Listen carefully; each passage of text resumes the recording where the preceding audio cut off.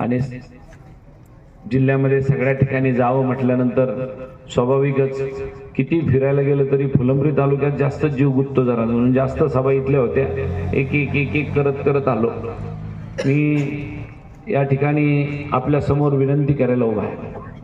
आपले जिल्हा परिषदेचे उमेदवार कविताताई मंगेश मेटे, आपल्या भागातल्या पंचायत समितीच्या गणाच्या उमेदवार सौ अनिताताई गणेश जुरक आणि तिकडच्या पंचायत समितीच्या गणाचे उमेदवार राजू म्हस्के, या सर्व उमेदवाराची निशाणी पंजा आहे. पंजा निशाणीच्या समोरचं बटन दाबून यांना प्रचंड मताने विजयी करा अशी विनंती आपल्या सगळ्यांना करतो. येणाऱ्या 7 तारखेला आपल्याला लक्ष द्यायला लागेल आणि 7 तारखेला हे ध्यान करा की आपल्याला मतदान का करायचंय. तळेगाव मला वाटतं जिल्हा परिषदची निवडणूक लागल्यानंतर पहिल्यांदाच आपल्या फुलंब्री तालुक्यातल्या उमेदवाराला मतदान करायला आलंय. आणि पहिलं तळेगावला आपण असं समजत होतो हे आपल्यात नाही का, तर ते बदनापूर तालुक्यात आहे, असं माफ करा भोकरदन तालुक्यात आहे. पण आता ते असे भारी निघले, मला तर बोलताच येत नाही भोकरदन बी नाही आणि इकडं फुलंब्री बी नाही, कारण ते लोकसभेला आपल्यातच आले. त्याच्यामुळे तळेगाव आता आपल्याला काही नवीन राहिलेलं नाही. आणि तळेगावमध्ये जरी सभा असली तरी सगळ्यांना माझी विनंती राहील की आपले तिन्हीच्या तिन्ही उमेदवार या गटातले आणि गणातले हे प्रचंड मताधिक्याने निवडून आले पाहिजे. याचं कारण एवढंच आहे. विलास बापूंनी सविस्तर मार्गदर्शन आपल्याला केलं, परंतु खरी परिस्थिती काय आहे याच्यावर आपण गेलं पाहिजे. जिल्हा परिषद ही निवडणूक कशाची हो, पंचायत समिती निवडणूक कशाची आहे. यशवंतराव चव्हाण साहेबांनी एक मात्र संस्था कार्यकर्ता घडवण्याच्या दृष्टीने, गावातल्या गावाचं नियोजन करण्याच्या दृष्टीने, गावातल्या कामाचं नियोजन करायचं म्हणजे काय करायचं, नाली बांधायची, गटर बांधायचा, रस्ता करायचा, त्याचबरोबर घरकुल आणायची, या सगळ्या कामाचं काम हे ग्रामपंचायतीच्या माध्यमातून झालं पाहिजे. त्याची मुख्य संस्था म्हणून पंचायत समितीत झालं पाहिजे आणि त्याची मुख्य संस्था म्हणून जिल्हा परिषदेमध्ये झालं पाहिजे. मग याचा कारभार कोणी केला पाहिजे, याचा कारभार आमच्या गावातला गावकरी तिथं निवडून गेला पाहिजे आणि त्यांनी कारभार केला पाहिजे आणि आपल्या गावात फंड, आपल्या गावात निधी जास्तीत जास्त उपलब्ध केला पाहिजे आणि गावाचा विकास केला पाहिजे. याच्यासाठी खऱ्या अर्थाने जिल्हा परिषदेची दर 5 वर्षांनी निवडणूक व्हावी आणि आपला माणूस तिथं निवडून जावा, याच्यासाठी खऱ्या अर्थाने ही संस्था यशवंतराव चव्हाण साहेबांनी काढल्या. काय केलं भारतीय जनता पक्षाच्या सरकारने, 9 वर्ष झाली पंचायत, जिल्हा परिषद आणि पंचायत समितीच्या निवडणुका नाही झाल्या. 17 साली निवडणुका झाल्या, 2017ला निवडणुकीतले सगळे उमेदवाराला वाटायचं आता निवडणूक होईल, उद्या निवडणूक होईल. 4 वर्ष त्यांनी ताटकळ ठेवलं. शेवटी सुप्रीम कोर्टाला निकाल द्यावा लागला आणि सांगावं लागलं की 31 जानेवारीच्या आत निवडणुका घ्या. तरी लोटत लाटत फेब्रुवारी पर्यंत नेल्या. या संस्थेच्या निवडणुका का घ्याव्या, आपल्या मंडळीला आमदाराशी काम तेवढं पडत नाही, खासदाराशी तितकं काम पडत नाही जेवढं काम आपल्या पंचायत समितीच्या आणि जिल्हा परिषदेच्या मेंबरच्या माध्यमातून आपल्याला काम पडतं. कारण सगळं काम आपलं इथून होतं. पंचायत समितीमध्ये सगळ्या प्रकारच्या योजना आहे ज्या ग्रामीण भागातल्या शेतकऱ्यांना आणि शेतमजुराला आणि गावकऱ्याला तिथं जाऊन आपल्याला त्या कराव्या लागतात. मग तिथं आपला प्रतिनिधी नसला तर काय होईल हा प्रश्न आपल्या समोर आहे. म्हणून तिथं आपला निवडून आलेला उमेदवार आपल्याला दिला पाहिजे. तो उमेदवार गेल्यानंतर पंचायत समितीमध्ये आपल्याला ते लोक कामं करतील. आता काय परिस्थिती आहे या फुलंब्रीच्या पंचायत समितीची, फुलंब्रीच्या पंचायत समितीमध्ये गेलं, गाय गोठा मागितला, विहीर मागितली, घरकुल मागितलं तर तिथला क्लार्क म्हणतो किती पैसे आणले. बरोबर आहे का. तळेगाव के लोगों को मालूम है कि नहीं, मेरे को नहीं मालूम. फुलंब्रीचा एक शेतकरी तिथे गेला आणि त्या साहेबाला विचारलं पैसे मागू नको, मी तुझी तक्रार आणि आमदार बाईकडे करू. तो जो क्लार्क पैसे घेत होता तो काय म्हणलं माहितीये, अरे तू काय तक्रार करतो, मी बी आमदार बाईचाच कार्यकर्ता आहे. गंमत आहे की नाही. म्हणजे आमदाराने सांगावं का माणसाने पैसे घ्यावे शेतकऱ्याकडून म्हणून.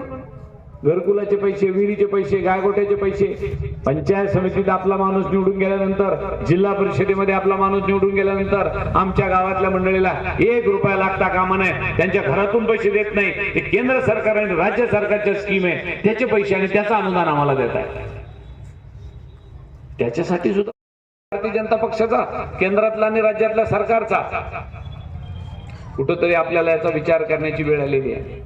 म्हणून मित्रो, मला आता फार लांब लचक त्या ठिकाणी भाषण करायचं नाही, पण तरीही ही जी उमेदवारी आपण दिली याला पुढे करून कविता ताईला उमेदवारी देण्याचं काम केलं. मला मग संतोषरावला सुद्धा धन्यवाद दिले पाहिजे की आपण आपल्या सामंजस्याने या वार्डाचं, या जिल्हा परिषद गटाचं चांगलं बांधणी करण्याचं काम यापूर्वी आपण केलं नाही. या निवडणुकीची मॅनेजमेंट आपण केली. शिवरामभाऊ म्हस्केला यापूर्वी या गटामध्ये आपण निवडून आणलं. किशोर बलांडेला काँग्रेस पक्षातून, याच गटातून आपण मागच्या वेळेला निवडून आणलं. या गटातून कायम काँग्रेसचा माणूस निवडून आलेला आहे आणि म्हणून याही वेळेला निश्चितपणाने ती पुन्हा त्याची तिसऱ्यांदा पुनरावृत्ती होईल याची मला खात्री आहे. पण रात्रवैराची आपल्याला जागे राहावं लागणार आहे. सध्या भारतीय जनता पक्षाच्या डोक्यात हवा शिरलेली आहे. आमची केंद्रात सत्ता आहे, राज्यात सत्ता आहे, आम्ही काही पण करू शकतो. हे खरं आहे, ते काही पण करू शकतात. त्याचं कारण असं आहे, लोकसभेला मी निवडून आलो आणि विधानसभेच्या वेळेला बापू सगळ्या मशनी बदलून टाकल्या. जे माणसं 2-2, 5-5 हजाराने निवडून येऊ शकत नव्हते, ते 25-25, 30-30, 35-35 हजारांनी आले कशी निवडून. सभागृहामध्ये आमदार निवडून आल्यानंतर एक आमदार दुसऱ्या आमदाराला विचारतो, खरे तू इतक्या मतानं कसं काय आला निवडून? तो म्हणतो, हो राव, मला बी वाटलं होतं, आलो तर आलो 1-2 हजारांनी येईल, पण एकदम 25-30-35 हजारांना कसं काय निवडून आलो कोण असतो. आणि म्हणून मला आपल्याला सांगायचं आहे की विधानसभेमध्ये बदल झाला, लोकसभेमध्ये इतक्या केलेले घोटाळे आहे. परंतु मी आपल्याला सांगू इच्छितो, या वेळेला त्या मस्ती नाहीये विधानसभेच्या वेळेच्या. त्यांना जिल्हा परिषद, पंचायत समिती, नगर परिषद, महापालिका याच्याशी काही देणं घेणं नाही. त्यांना फक्त लोकसभा आणि विधानसभेमध्ये त्यांना थोडं त्या पद्धतीचं काम पाहिजे होतं. म्हणून खऱ्या अर्थाने आपल्याला त्या ठिकाणी करण्याचं काम पडलं. मी आपल्या सगळ्यांना आणखीन एक गोष्ट सांगेन, ती अशी की शेतकऱ्यांच्यासाठी आता कोणीतरी बोललं, आमच्याकडे मक्का असताना 1200 रुपये भाव, व्यापाऱ्याकडे मक्का गेली, शिवराम भाऊ किती भाव होतो इमानदारीने सांगा.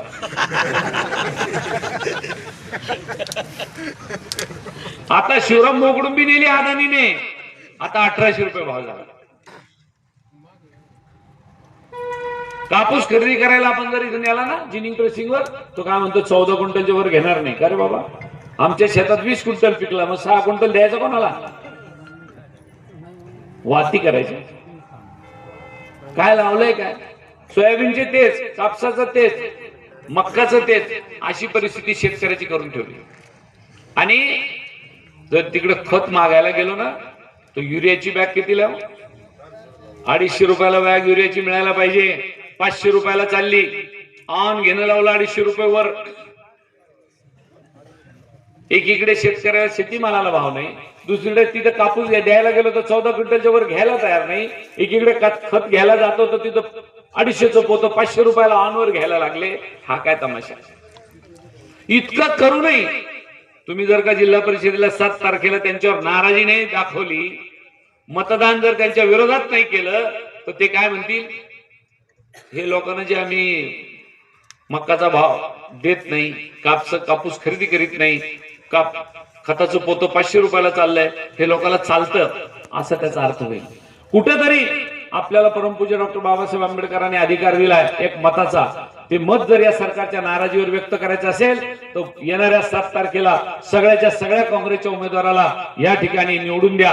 तरच खऱ्या अर्थाने त्यांना कळेल की खताचे भाव कमी झाले पाहिजे, नाहीतर लोक आपल्यावर नाराज होते. हे वाटतं ना त्यांना. आता मतदानाला जाणार ना, बटन दाबायला, टाळ्या वाजताना मी कंजूशी करते, थंडी वाजू लागली का?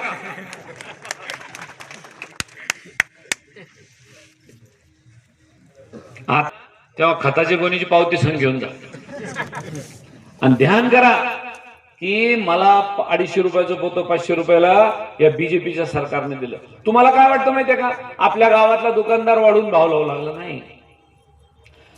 बाहेर देशातून युरिया खत आयात केलं नाही यांनी खरीपाच्या वेळेला आणि रब्बीच्या वेळेला, म्हणून खऱ्या अर्थाने खताची टंचाई आली.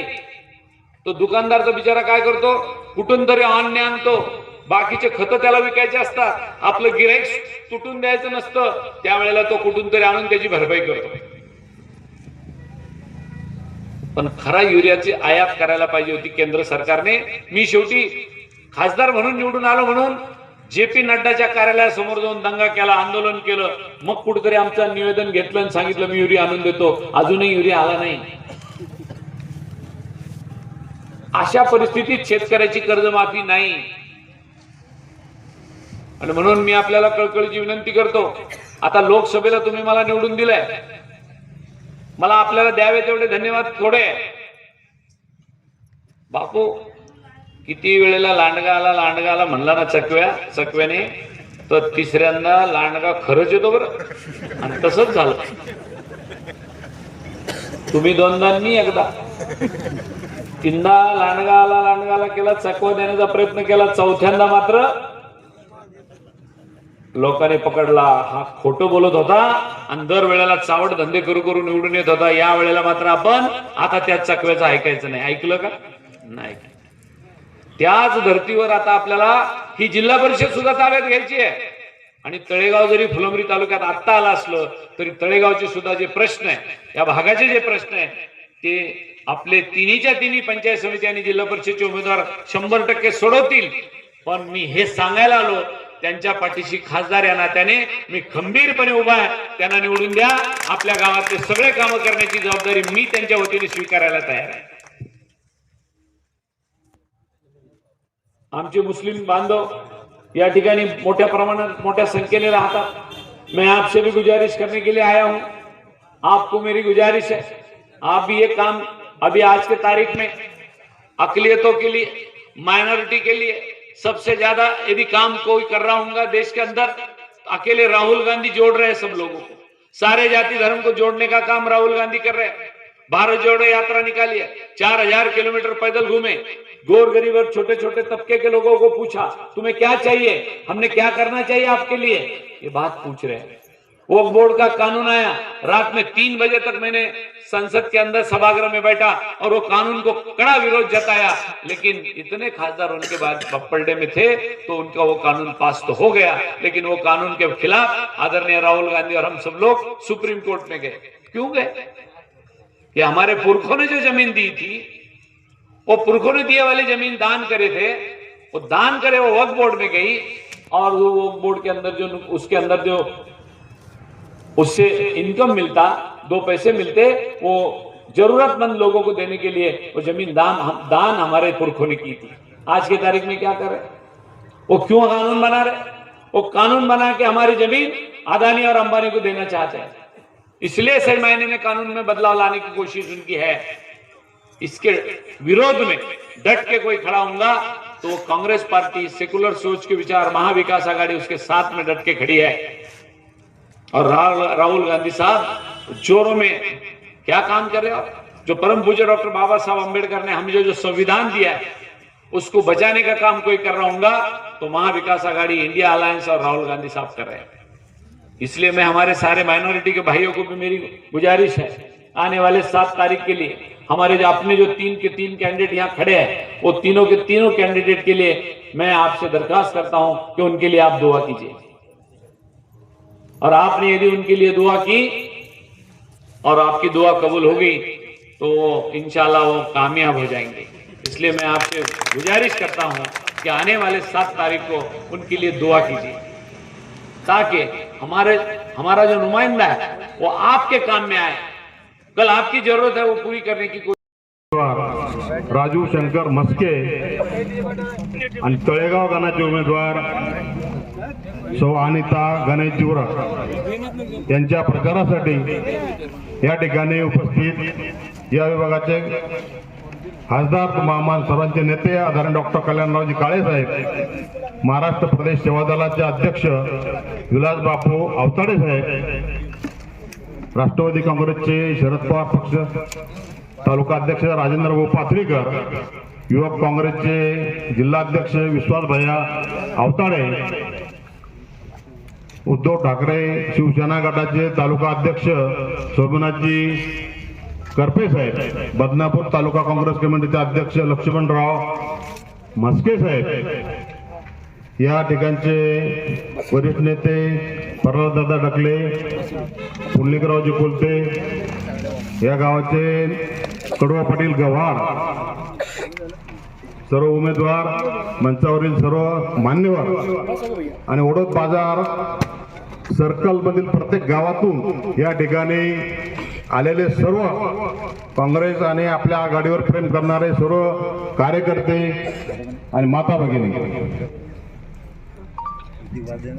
ही निवडणूक मित्रांनो ही काही खासदारकी आमदारकीची निवडणूक नाही, ही जिल्हा परिषद पंचायत समितीची निवडणूक आहे की ज्याचा संबंध आपल्या दैनंदिन जीवनाशी येतो.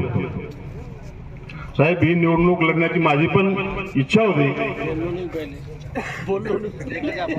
निवडणूक लागायच्या मध्यान त्यांच्या वडिलाचं दुःखद निधन झाल्यामुळं मी या निवडणुकीतून माघार घेतली आणि आमच्याच घरामधले मंगेशराव मेटे यांना उमेदवारी द्या असा आग्रह मी साहेबांकडे धरला आणि त्यांच्या प्रचारासाठी आम्ही सर्व टीम साहेब पहिल्या दिवसापासून आम्ही गावोगावी फिरत आहोत आणि चांगल्या प्रकारचा प्रतिसाद या ठिकाणी या सर्व सर्कलमध्ये आपल्याला मिळत आहे. ओढत बाजार सर्कल हे आतापर्यंत साहेब रूपाने असेल, या सर्कलमध्ये आपले उमेदवार याच्या अगोदर सुद्धा 2 वेळेस जिंकलेले आहेत, त्यामुळे यावेळेस सुद्धा हॅट्रिक करण्याची संधी या ठिकाणी आपल्याला आहे. आणि तळेगाव हे नवीन गाव या सर्कलमध्ये आल्यामुळं तळेगावकरांचा उत्साह बघितल्यानंतर साहेब या ठिकाणी आम्हाला 100% गॅरंटी आहे की हे तिन्हीचे तिन्ही उमेदवार प्रचंड मतांनी निवडून राहणार. जिल्हा परिषद आणि पंचायत समिती ग्रामीण विकासाची नाळ आहे. केंद्र आणि राज्यातून येणारा सर्व पैसा हा जिल्हा परिषद मध्ये येतो, मग पंचायत समितीत येतो. आपल्या शाळा सुविधा असतील, या सर्व कामं करण्याचं काम, मग सिंचनाचे कामं असतील, केटीवेअर बंधारे वगैरे, हे सर्व कामं हे जिल्हा परिषदमधून चालतात. त्यामुळं आपल्याला फार विचारपूर्वक मतदान करायचं आहे. आपल्या विचाराचा उमेदवार आपल्या तिथं निवडून येणं गरजेचं आहे की जेणेकरून जिल्हा परिषद मधून सर्व निधीत्व आपल्यापर्यंत आणेल, आपल्या गावापर्यंत आणेल. तुम्ही बघा, मागच्या 8-9-5-6 वर्षापासून इथं कोणी प्रतिनिधी नाहीये, मागच्या 2022 पासून निवडणुकाच नाहीये. तर आता पंचायत समिती आपल्या ताब्यात नाहीये. पंचायत समितीमध्ये तुम्ही बघितलं, शेतकऱ्यांच्या वैयक्तिक स्वरूपाच्या विहिरी असतील, गाय गोट्याचे पैसे असतील, किती हाल आपण सहन केले बघा तुम्ही. बऱ्याच दलाल लोकांनी 15-20 हजार रुपये गाय गोट्याच्या पैशासाठी घेतले, विहिरी तुम्हाला मंजूर करून देतो म्हणून घेतले, परंतु आपली सत्ता तिथं नसल्यामुळं, आपला आमदार या ठिकाणी नसल्यामुळं आपले काम होऊ शकले नाही. त्याच्यामुळे आपल्या हक्काचा जिल्हा परिषदचा आणि पंचायत समितीचा सदस्य त्या ठिकाणी देणं आपल्याला गरजेचं आहे. आणि म्हणून आम्ही सर्व नेते मंडळींनी विचार करून इथे एक महाविकास आघाडी म्हणून तयार केली आणि महाविकास आघाडीतून सुदैवाने या तिन्ही जागा राजीव भाऊनी आमचं ऐकलं, करपे साहेबांनी आमचं ऐकलं आणि या तिन्ही जागा काँग्रेसला सोडल्या आणि काँग्रेसने सुद्धा चांगल्या स्वच्छ प्रतिमेचे उमेदवार देण्याचं काम या ठिकाणी केलं. आणि म्हणून तुम्हाला पुन्हा एकदा या ठिकाणी विनंती करतो मित्रांनो, कसल्याही भूलथापाला बळी पडू नका. कोणी तुम्हाला काही सांगेल, काही पैशाचं आम्ही देईल, पैसा आपल्याला घेऊन जमणार नाही, कारण काय पैशानं आपलं भवितव्य घडणार नाही. आज 2-5 हजार रुपये घेऊन आपलं चालणार नाही, कारण आपल्याला आपल्या लेकरा बाळांचं भविष्य पुढे पाहणं आहे, आपल्या गावाचं पाहणं आहे, आपल्या शेतकऱ्यांचं पाहणं आहे. आज शेतकऱ्यांचे काय हाल आहे, आज मक्काचे भाव 1500 रुपये, चुरंबू बरोबर आहे का? 1500 शासन म्हणतं आम्ही 2400 रुपयाने खरेदी सुरू केलेली आहे. एकरी काय 10 क्विंटल ती मक्का खरेदी करू राहिले. आज आपल्या गरीब शेतकऱ्यांचं, आज आपल्या ऍव्हरेज उत्पन्न जे 30 क्विंटल पासून ते 40 क्विंटल मक्का आपण शेतकरी फुगवतो आणि आज शासन फक्त 10 क्विंटल खरेदी करते, बाकीचे काय 20 क्विंटल काय आम्ही भरून घ्यायचे का? अशा प्रकारचं हे शेतकऱ्यांच्या विरुद्ध सरकार आहे. आणि मग म्हणून या उमेदवार आपण जर निवडून दिले की चपराक सरकारला बसेल, त्यासाठी तुम्हा आम्हा सर्वांना येत्या 7 तारखेला कसला विचार न करता तिन्ही ठिकाणी आपली पंजा ही निशाणी आहे, त्या पंजा निशाणीवरचं बटन दाबून तिन्ही उमेदवारांना प्रचंड मताने निवडून द्या अशी आग्रहाची विनंती सर्वांच्या वतीने करतो आणि माझे 2 शब्द संपवतो. जय हिंद, जय महाराष्ट्र. आणि पंचायत समितीच्या निवडणुका होऊ घातलेल्या आहेत. त्या अनुषंगाने आज या ठिकाणी उपस्थित असलेले खासदार डॉक्टर कल्याणरावजी काळे साहेब, सन्माननीय व्यासपीठ, समोर बसलेले जनसमुदाय, महिला भगिनी आणि मित्रांनो, 7 तारखेला आपल्याला निर्णय घ्यायचा आहे की आपल्यातला एक सर्वसामान्य माणूस, आपल्यातला एक कार्यकर्ता या ठिकाणी जिल्हा परिषद आणि पंचायत समितीला निवडून द्यायचा आहे. आपल्याला माहिती आहे 2014च्या नंतर या देशामध्ये, या राज्यामध्ये भाजपचं सरकार आलं आणि मोठ्या प्रमाणामध्ये या देशामध्ये जातीय तेढ निर्माण करण्याचं काम या ठिकाणी भाजपच्या मंडळींनी केलेलं आहे. परंतु आपण या ठिकाणी सर्व जागृत लोक आहोत. वेगवेगळ्या पद्धतीने या ठिकाणी भाजपच्या मंडळीने या देशामध्ये जातीय तेढ निर्माण करण्याचं काम केलेलं आहे. काँग्रेस पक्षाच्या काळामध्ये सर्वसामान्यांच्या योजना, गोरगरिबांच्या योजना, शेतकऱ्यांच्या योजना, महिला भगिनींच्या योजना, तरुणांच्या योजना, सर्वसामान्य शेतकरी हा केंद्रबिंदू समजून शेतकऱ्यांच्या पदरामध्ये, युवकांच्या पदरामध्ये काही ना काही पडलं पाहिजे या अनुषंगाने त्या ठिकाणी अंमलात आणलेल्या होत्या. मग ते शिक्षणाचा अधिकार असेल, आरोग्याचा अधिकार असेल, रोजगार मिळवण्यासाठी रोजगार हमीचा अधिकार असेल, हे सर्व अधिकार त्या ठिकाणी काँग्रेस पक्षाच्या काळामध्ये सर्वसामान्य देण्यात आलेला आहे. परंतु या भाजपच्या सरकारने शेतकऱ्यांच्या विरोधामध्ये जो कायदा आणला होता, तो कायदा जर आला असता तर आज आपल्या शेतकऱ्यांचं कुठल्याही सातबाऱ्यावर नाव राहिलं नसतं. परंतु सोनियाजी गांधी, राहुलजी गांधी यांनी आंदोलन केलं, ते कायदा थांबवला आणि आज आपल्या तुमच्या आमच्या सर्वांचे सातबारे अबाधित आहे. त्याच प्रकारचा कायदा या ठिकाणी रोजगार हमी योजनेचा आणला होता. परंतु या ठिकाणी मी आपल्याला सांगू चाहतोय, सर्वसामान्यांचे, गोरगरिबांचे जे हाताला काम मिळत होतं, रोजगार हमी योजनेच्या माध्यमातून शेतकऱ्यांचे तळे होत होते, रोड होत असते, अनेक फळबागाच्या स्कीम त्या अंतर्गत राबवल्या जात होत्या, त्यांना सुद्धा थांबवण्याचं काम या ठिकाणी भाजपच्या सरकारने केलेलं आहे. परंतु हे सगळ्या गोष्टी आपण विचारात घेतल्या पाहिजे, जेणेकरून हे भाजपचं जे सरकार आहे, हम दो हमारे दो, 2 विकणारे 2 घेणारे, रंगाबिल्ला त्या ठिकाणी बसलेले, रंगाबिल्ला विकतात आणि 2 जण घेतात. हे 4ही मंडळी गुजरातची आहे, हे सुद्धा आपण लक्षात घेतलं पाहिजे. आपल्याला राज्यवाद करायचा नाहीये, परंतु ह्या ठिकाणी स्पष्टपणे सांगितलं पाहिजे, मोदी आणि शाह विकतात, अडाणी अंबानी विकत घेतात. या पूर्वीच्या पूर्वी काळामध्ये सुद्धा उद्योगपती होते, टाटा होते, बिर्ला होते, किर्लोस्कर होते, बजाज होतं, परंतु या लोकांनी कधी असं चुकीचं काम केलं नाही. परंतु अर्धा देश या ठिकाणी या रंगाबिल्लाने, अडाणीने, अंबानीला विकलेला आहे. हे सुद्धा आपण लक्षात घेतलं पाहिजे. मोठ्या प्रमाणामध्ये बेकारी वाढलेली आहे, तरुणांच्या हाताला काम नाहीये, महिला भगिनीवर अत्याचार वाढत चाललेले आहे. ह्या लोकांची ताकद नाहीये, भाजपची ताकद नाहीये, परंतु पोडतोड करतात, सर्व पक्ष फोडतात आणि त्या ठिकाणी कुठेतरी आपली पोळी बाजून घेत आहेत. शिवसेना फोडली, राष्ट्रवादी फोडली, तर यांची खरीच जर ताकद असती तर यांनी पक्ष फोडले नसते, स्वतःच्या हिमतीवर या ठिकाणी निवडून आले असते.